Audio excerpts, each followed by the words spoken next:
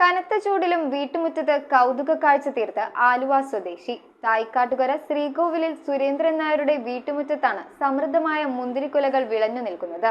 വിഷമയമില്ലാത്ത മുന്തിരി സ്വന്തം വീട്ടിൽ വിളയിപ്പിച്ചെടുത്തതിന്റെ സന്തോഷത്തിലാണ് സുരേന്ദ്രൻ നായർ.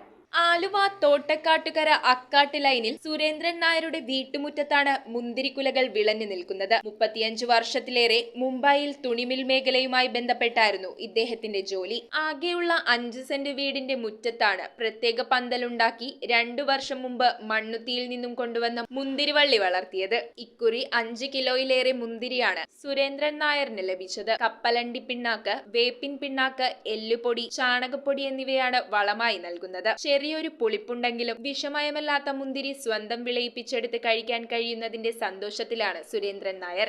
ഇപ്പോൾ രണ്ടാമത്തെ വിളവെടുപ്പാണ് ഇത്. 2 വർഷത്തിനുള്ളിൽ രണ്ടാമത്തെ വിളവെടുപ്പാണ്.